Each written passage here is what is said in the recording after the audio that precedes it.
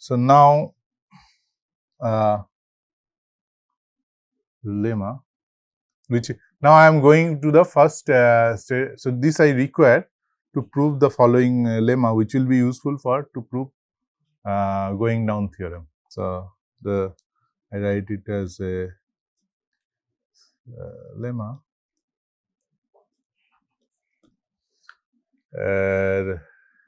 So this is let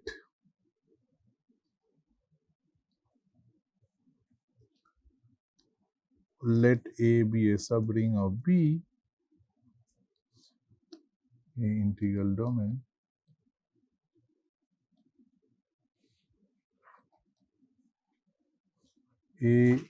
for I need some strong condition. So this is A is integrally closed. You will see that going down, to prove going down theorem, I need this A is integrally closed.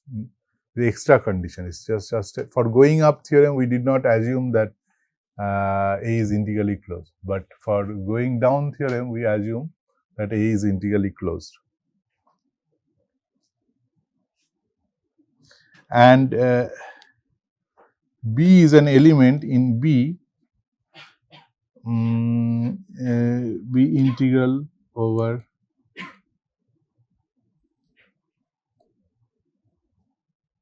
the ideal A in A. That means B is integral over the ideal A. Over an ideal, this is an ideal A. So then B is algebraic over the field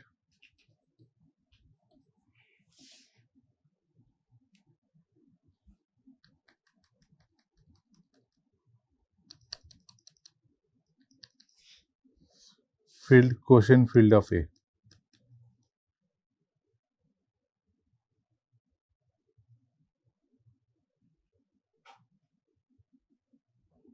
And its minimal polynomial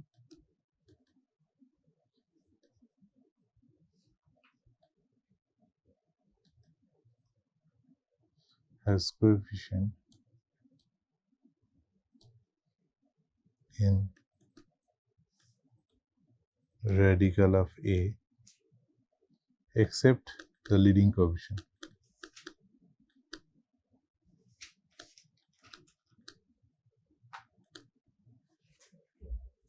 So what does it say is that see, if some element in B is integral over A, then it is algebraic over the quotient field of A. That is obvious, right?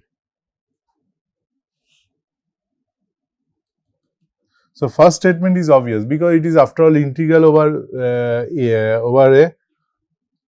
It is an integral over the ideal A. So coefficients are coming from, but the minimal polynomial, when you say minimal polynomial, that may not be the same polynomial. It may be a smaller degree polynomial with coefficients coming from the quotient field of A. But the second statement, it says the minimal polynomial also it's coming from the ring A, radical of, I mean it is after all is the element in the ring A, right. So only assumption, so I am assuming A is integrally closed, so extra condition is there, so that will be used. You understand? So the minimal polynomial, so after all this X is a algebraic over the quotient field, but minimal polynomial a priori the coefficients are coming from the quotient field of A. But what does it say? If A is integrally closed, then the coefficients are actually coming from not only A, it is from the radical of A. So this is an important lemma, and this will be used in the proof of going down. Okay. So proof.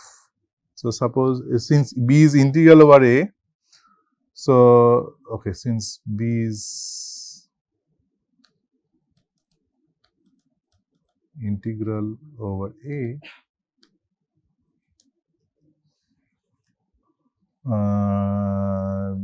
B is algebraic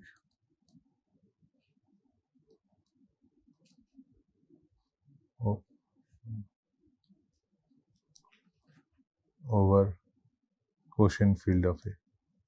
This is there is nothing to say. There is nothing to prove here. It's obvious. So suppose let fx be the minimal polynomial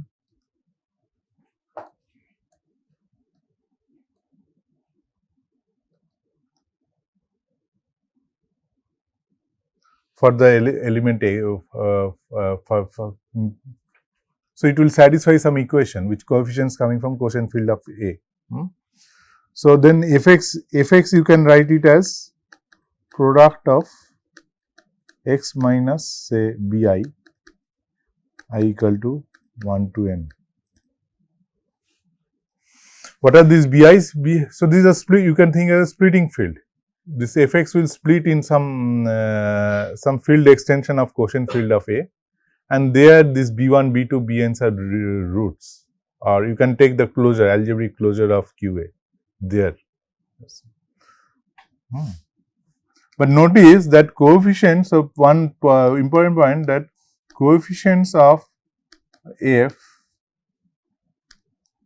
are in K which is nothing but quotient field of A, and also coefficients of AF are polynomials in as well as they are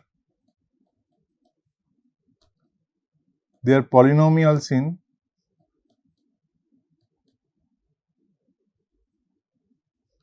in BIs, because if you just break it, then coefficient of each x, so it will be coefficients are in polynomials in BIs. So this is just observation. Okay. Now, so this AX also satisfies some polynomial AF. So let capital Fx be the monic polynomial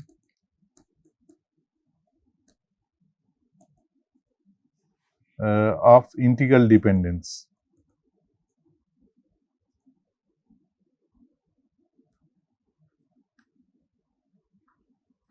So what does it mean? The coefficient of Fx are in, except leading coefficient, they are in A, right? X is integral over the ideal A,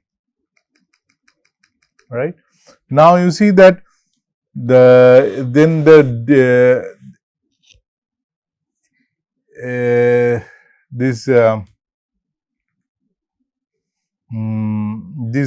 so these BIs are also f of x will divide capital Fx, right? Because f of xi is also f of x is 0, but minimal polynomial definition that fx is a minimal degree polynomial.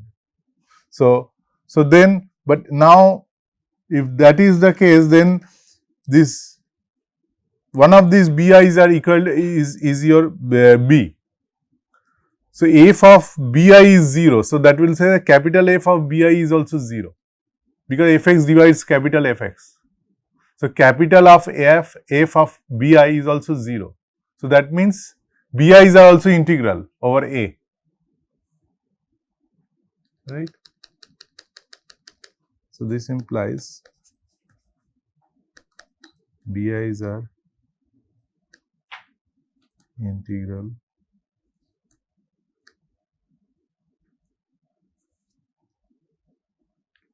over A.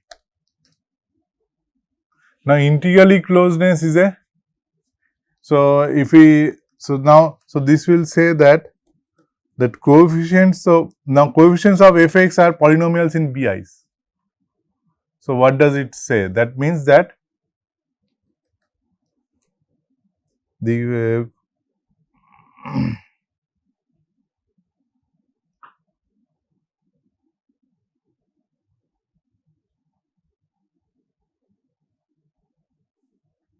the coefficients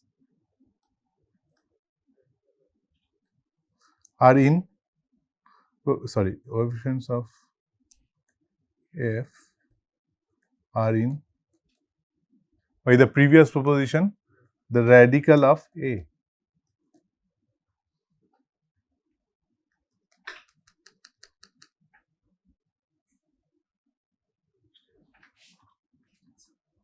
So that is what we want to prove. But A is integrally closed. A extension is nothing but A.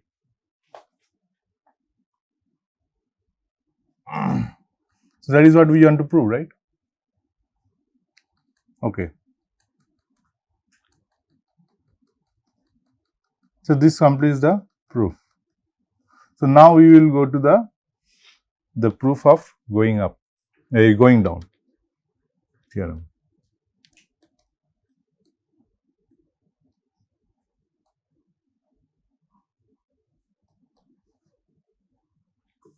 Okay.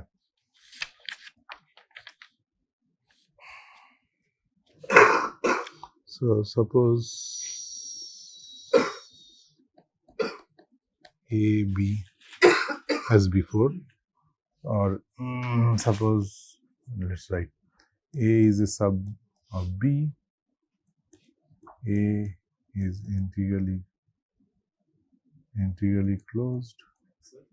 Yes. BAs are coming from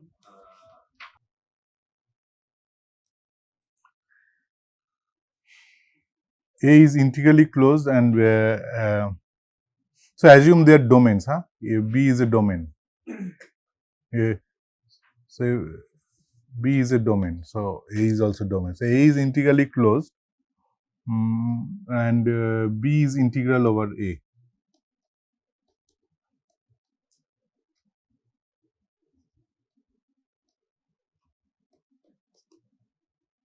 Okay.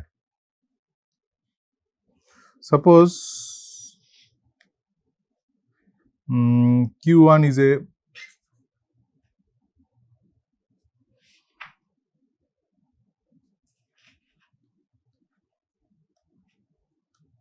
is a prime ideal.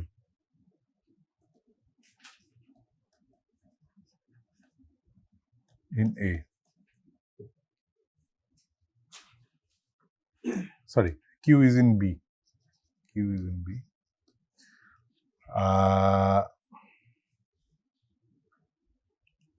And P1 is a corresponding prime ideal in A. So P1 is nothing but A intersection Q1.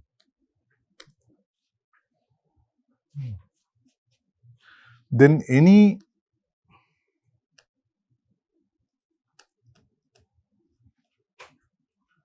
prime ideal P2 inside P1 in A is a contraction. So is a contraction of prime ideal Q2 in B such that Q2 is inside Q1.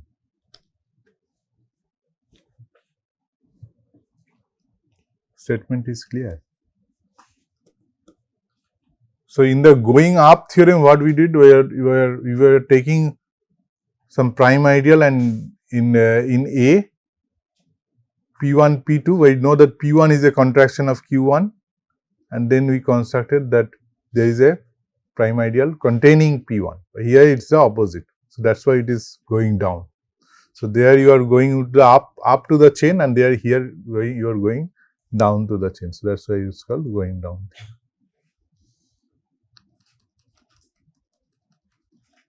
So the idea of proof, so is so I will say that I only have 5 minutes. So I'll quickly say the idea of proof. Okay. So since See, you want some ideal in contained in Q1, right? So, what are the ideals of B which are contained in Q1? How do you say that? So, if you consider, yes, localization, correct. So, spec of B Q1. So, this has one-to-one correspondence with ideals of B contained in Q1, right? Prime ideals.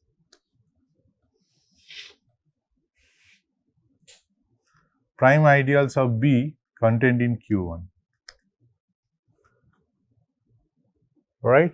Now, you have this map A to B, which is an inclusion map, and from B to BQ1 you have this localization map. So, I want to prove there is already some ideal Q2, right. So, you have this chain Q1 here, you have Q2, right. Now, Q1 intersection A is nothing but P1. I want to prove something in the, I have some prime ideal here P2. I want to say that this is actually coming from Q2. So, to get an ideal in Q2 containing Q1, if I say that if I consider this map A to BQ1 and say that there is an ideal which is contraction to A, so B to BQ1 again this is a inclusion, because after all these are all domain. So, B to BQ1, so A to B, these are all inclusion. So, ultimately my idea is to get an prime ideal here in BQ1 whose contraction in A is P1.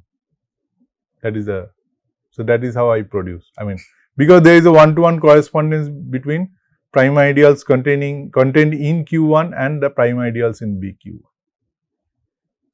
right.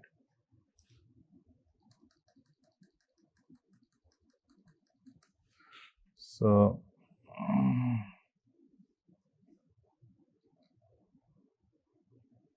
now you know that another thing I will use, that if whenever you have a ring homomorphism A to B, then if you take a prime ideal here P in A, it is a contraction of a prime ideal in B if and only if P is equal to P extension contraction. This is another result, I think, in the commutative first Atia MacDonald first chapter. The P is a contraction extension. If P is a P extended contraction is P, then so this is a result. So this I will use. This is again I will use.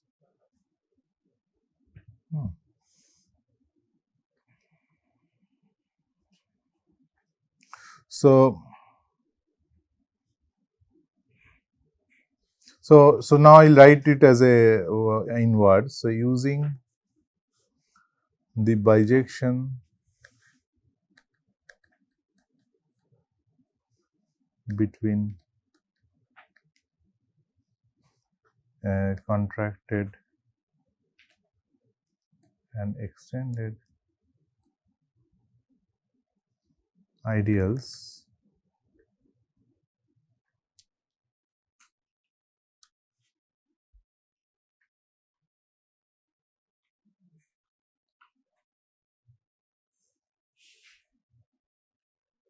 is equivalent of proving, equivalent to say that P2 is a contraction of Q2, equivalent to say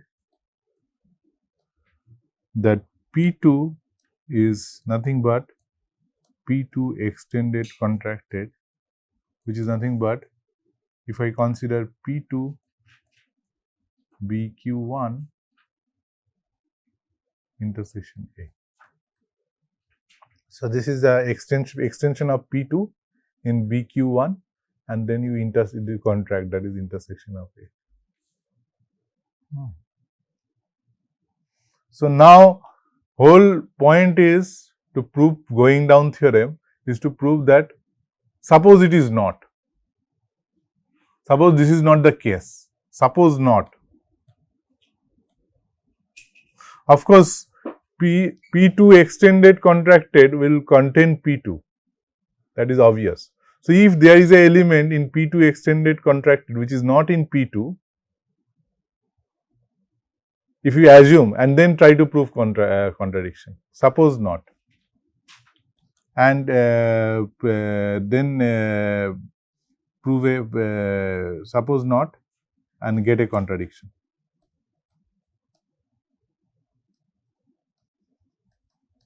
So, this is the whole point, this is the idea. So, and how do you get a contradiction? You have to use the this lemma. So, lemma star, use lemma star.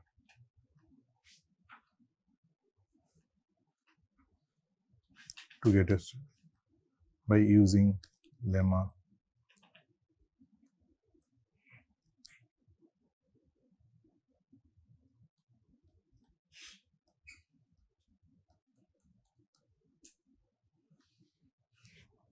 Okay.